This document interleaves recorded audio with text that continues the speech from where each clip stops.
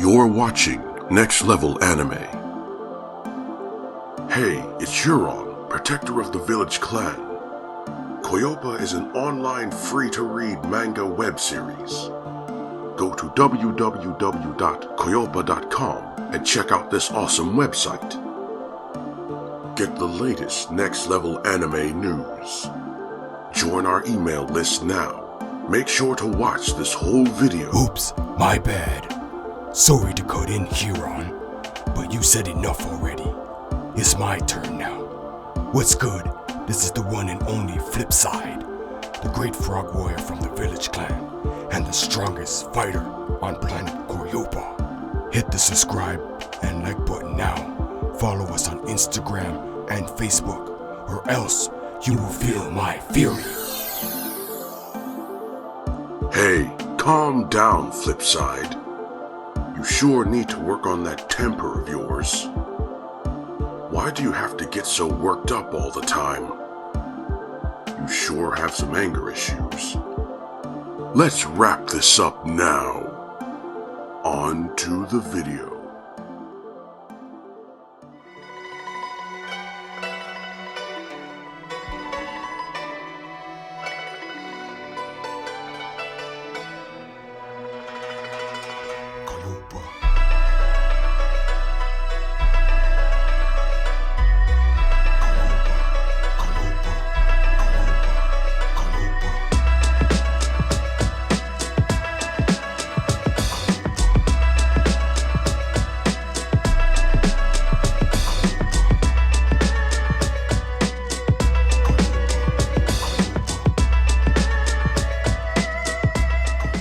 Welcome everyone to Coyoopa Manga Chapter 3, Axe Gang Invasion. Let's get it.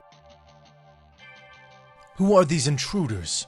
Huron glanced back at the elder, beginning to prepare himself for a fight. It looked like this was going to be his first job as the new protector of the village, and he was desperate to show the elder that he had left the duty in good hands. Whatever these intruders wanted, Huron wasn't going to give it to them.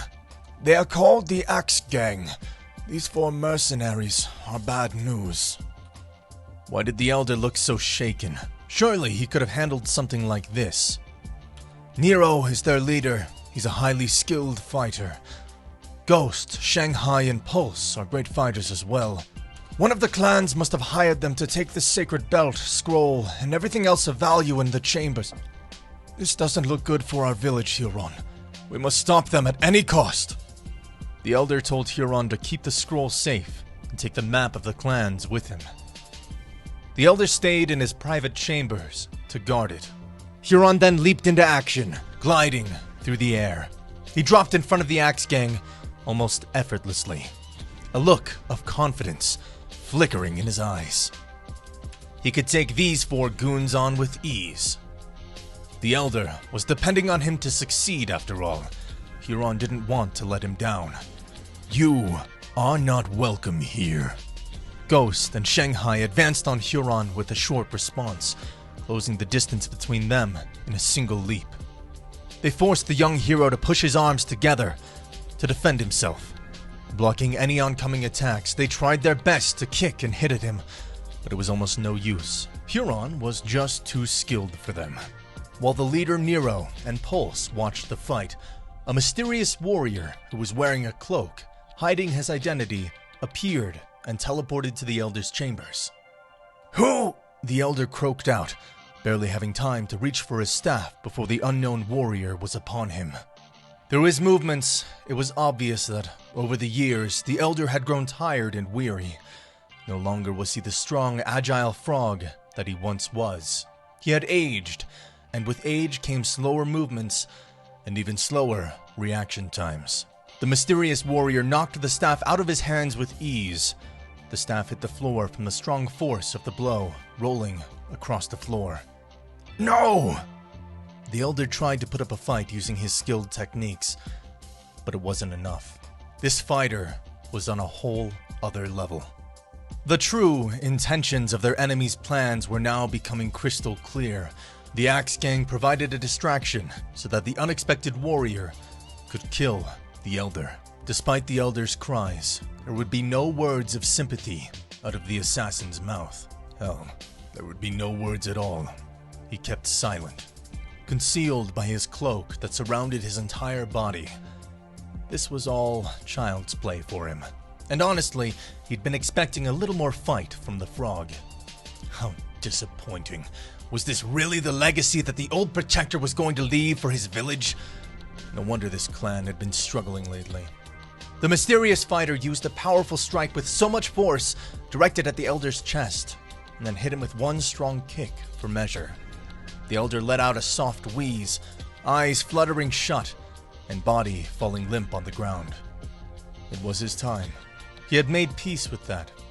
It was up to Huron and his son Flipcyde to defend their clan and bring peace to the village and planet.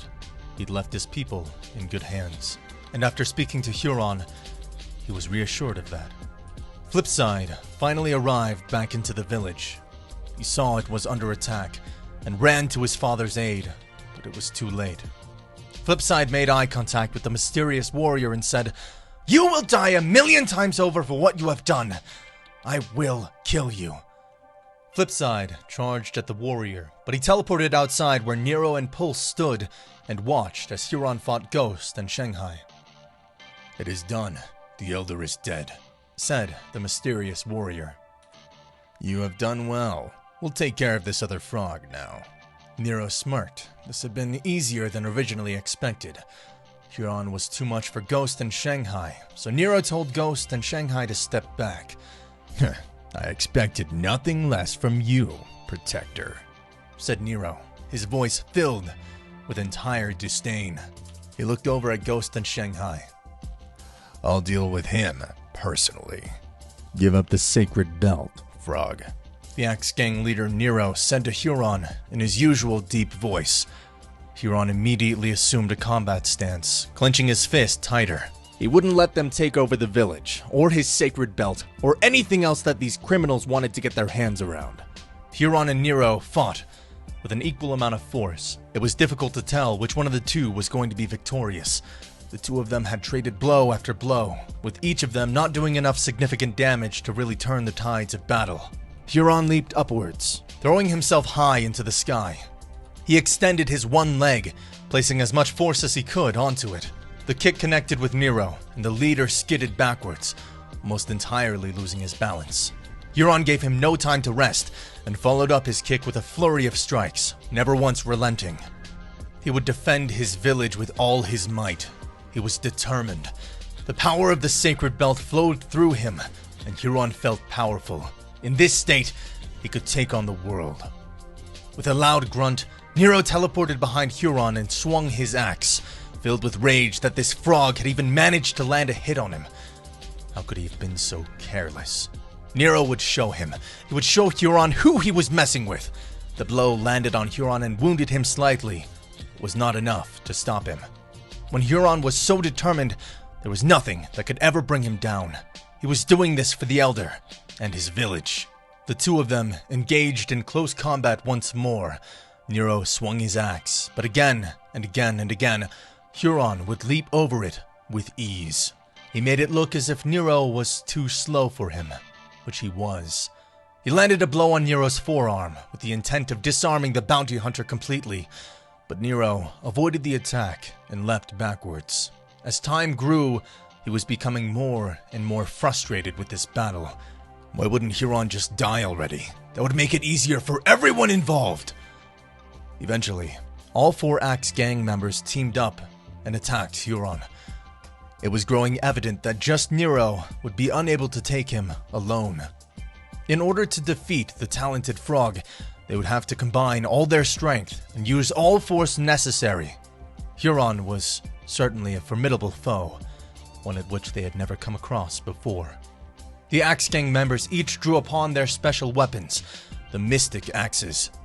Huron had his hands full. He was trying to hold his own, but these 4 together were too much for him. Hit after hit, the Axe Gang delivered heavy blows to Huron's defensive position. Fortunately, as the Elder had said, the sacred belt filled Huron with enough energy to endure their flurry of strikes, until he found an opening on their barrage, and used his projectile tongue to latch onto a pillar, and lifted himself up to stand on top. effectively drawing more distance between himself and his opponents. He shut his eyes and used his meditation technique to heal for a moment.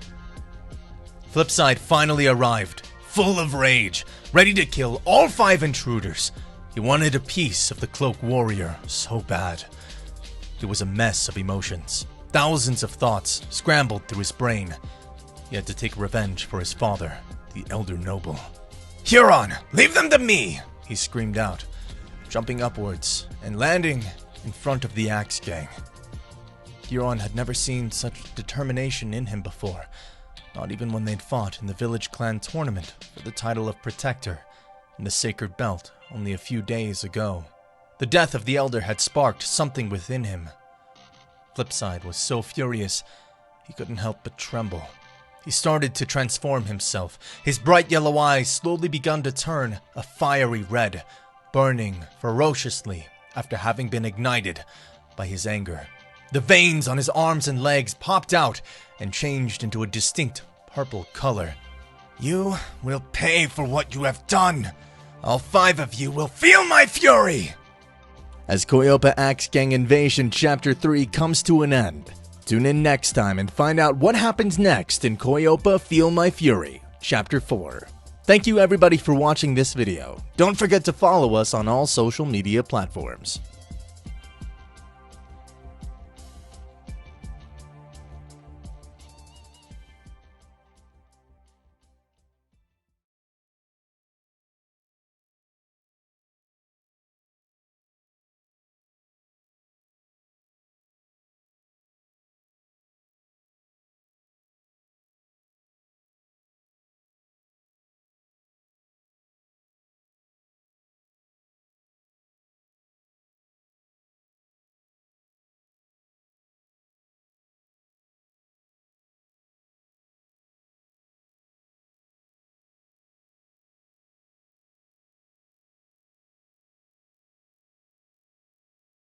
Who are these intruders?